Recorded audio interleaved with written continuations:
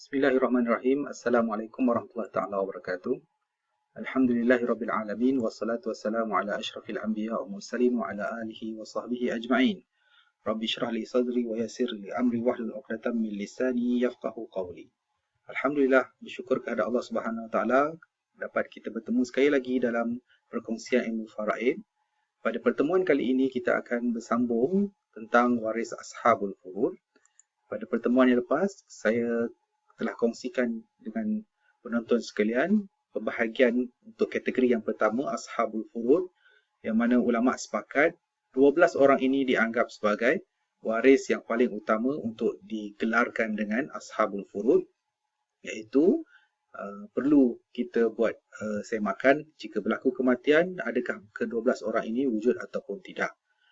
So, siapa yang wujud itu akan layak untuk mendapat portion tertentu, tetapi melihat kepada keutamaan masing-masing. Pada pertemuan kali ini, kita akan cuba menghuraikan fardu ataupun bahagian bagi waris yang bergelar suami. Ya. Maksudnya yang meninggal dunia adalah orang perempuan lah, yang ada suami.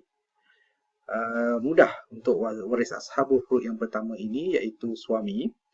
Dalam faraid, peruntukan yang diberikan kepada suami si mati ada dua keadaan maksudnya. Satu, suami si mati layak untuk mendapat 1/2. Ya. Dan situasi yang kedua, suami layak untuk mendapat 1/4. Bila situasi itu ataupun apakah syaratnya? Si suami tadi layak untuk mendapat harta faraid sebanyak 1/2 daripada harta si mati jika si mati tidak mempunyai zuriat, anak. Tak kisahlah anak lelaki atau perempuan, sama ada anak ini datang daripada benih suami tersebut ataupun isteri tadi pernah kahwin sebelum ini, ada zuriat. Ya? Ataupun tidak mempunyai cucu daripada anak lelaki dan ke bawah. Keturunan maksudnya, ke bawah.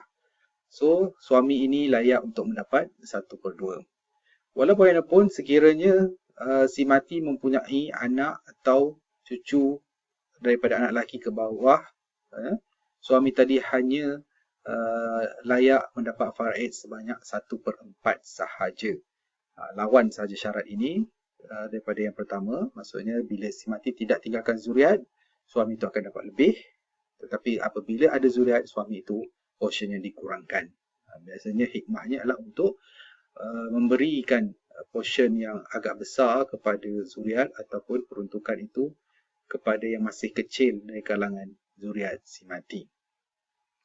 Dan asas dalil kepada peruntukan suami ini boleh kita tengok kepada surah An-Nisa. Di permulaan ayat itu sebenarnya peruntukan untuk suami-suami si mati. Ya. Walakum nisfu ma taraka azwajukum illam yakul lahunna walad. Fa in kana lahunna waladun falakumur rubu'u mimma tarakna min ba'di wasiyatin yusina biha aw dain. Tengok ya, di permulaan ayat ini, dan bagimu 1/2 daripada harta yang ditinggalkan oleh isteri-isteri kamu jika mereka tidak mempunyai anak. Tetapi jika mereka ada mempunyai anak, maka kamu beroleh 1/4 daripada harta yang mereka tinggalkan sesudah ditunaikan wasiat yang mereka wasiatkan dan sesudah dibayar hutangnya. Yang ini kita dah bincangkan sebelum ni. So ini adalah dalil yang agak jelas memperincikan bahagian harta pusaka bagi seorang suami jika yang meninggal itu adalah isteri mereka. Ya, senang untuk kita ingat sekali lagi tadi ialah hanya ada 1/2 dan 1/4 bergantung kepada si mati tinggalkan zuriat ataupun tidak. Ya. Sekarang kita tengok kepada contoh-contoh kes bagaimana suami itu memperolehi 1/2 dan 1/4 tadi. Yang pertama, kita contohkan kat sini, seorang perempuan meninggal dunia dan warisnya adalah suami saja. Bila kita buat checklist, semakan, dia tak ada waris lain, dia hanya ada suami sahaja. Ahli keluarga, ayah, mak, anak semua tak ada. So, dalam keadaan ini, maka peruntukan yang layak untuk suami menurut keempat-empat mazhab yang disepakati ialah 1/2 sahaja. Saham ini maksudnya penilaian sebenar lah, samalah sebab tidak ada waris lain, tetap juga 1/2 itu yang akan diperolehi oleh suami tersebut. Dan harta wanita ini mempunyai baki.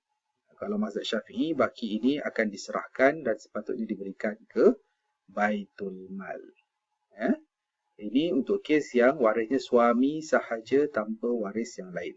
Kita tengok contoh lain. Yang kedua.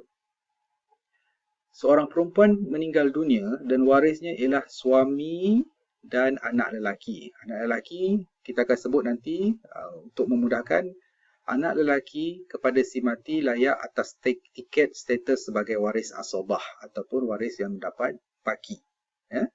Untuk dalam kes ini, suami selayaknya untuk mendapat 1/4 sahaja. Okey. Kenapa? Kerana perempuan tadi meninggalkan zuriat. Berbeza dengan contoh yang pertama. So, macam mana pengiraan sahamnya?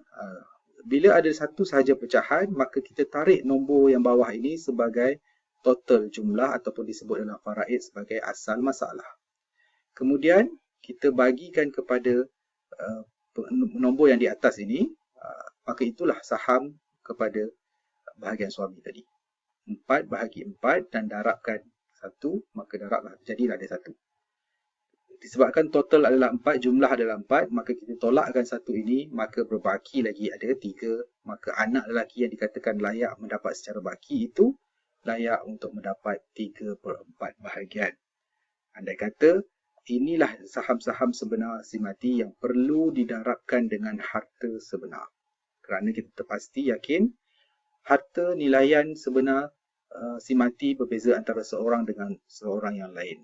Kalau kita tinggalkan 4,000, mungkin suami tadi akan dapat 1,000. Kalau tinggalkan 400, mungkin suami akan dapat 100. Begitulah contoh-contoh yang lain mengikut nilaian harta. Kita datangkan juga dengan contoh yang ketiga berkaitan dengan suami. Tadi contoh untuk anak lelaki. Sekarang kita tengok suami tetapi dengan waris lain iaitu anak perempuan.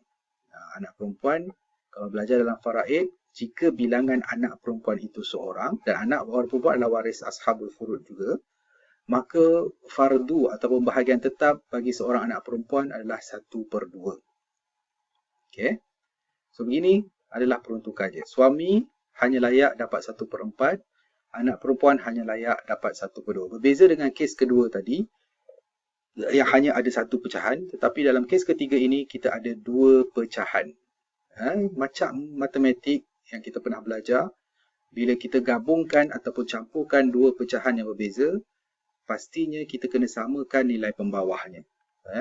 So kita cari antara 4 dengan 2, maka 4 itu boleh dijadikan sebagai nilai penyama ataupun gandaan sepunya terkecil.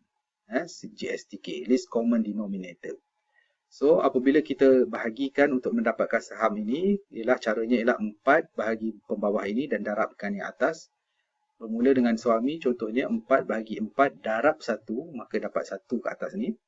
Begitu juga dengan bahagian anak perempuan, 4 bahagi 2 bersamaan 2, kali dengan 2 bersamaan dengan 2/4. Untuk setiap waris baru berjumlah total 3, sedangkan total keseluruhan adalah 4. Oleh itu, untuk kes nombor 3 ni ada berbagi 1. Sekali lagi, menurut mazhab Syafi'i, 1 bahagian daripada 4 total ini ataupun 1/4 perlu diserahkan ke Baitul Mal. Kita ambil contoh yang lain. Okey. Contoh keempat, seorang perempuan meninggal dunia dan warisnya ialah suami dan juga ibu, iaitu mak si mati. Ada tak zuriat dalam kes ini? Tidak ada. Bila tidak ada, maksudnya tidak menjejaskan bahagian suami untuk mendapat portion yang agak banyak. Dalam kes ini, suami layak untuk dapat 1/2 sebab si mati tidak tinggalkan zuriat. Dan dalam kes ini disebabkan ada ibu, ibu juga adalah waris ashabul furud yang mungkin kita akan terangkan pada siri yang lain. Sekiranya si mati tidak akan tinggalkan zuriat dan juga beberapa orang adik-beradik, ibu tadi layak untuk dapat 1/3. Dalam kes ini sama juga macam kes untuk kita samakan pembawah antara nombor 3 dan nombor 2 berjumpa dengan nombor yang paling kecil adalah 6. Gandaan sepunya dia adalah 6. So, apabila kita selesaikan, 6 bahagi 2 adalah 3, darab 1, 3. 6 bahagi 3, 2 darab 1, 2. Baru berjumlah 5 bahagian. Sedangkan jumlah keseluruhan adalah 6. So, ini bermakna 1 bahagian masih ada baki. Dan yang terakhir, kita bawakan contoh yang semakin ramai waris. Ya. Seorang perempuan meninggal dunia dan warisnya ialah suami, ibu dan anak lelaki. Cuba kita tengok dan kita selesaikan. Suami dalam kes ini layak mendapat 1/4 sebab si mati tinggalkan zuriat.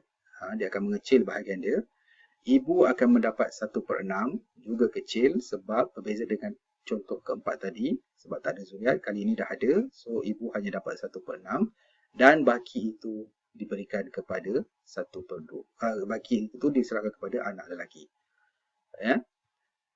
Sama dengan pecahan yang perlu kita selesaikan, nombor 4 dengan nombor 6 ini gandaan sepunyanya hanya berjumpa pada nombor 12.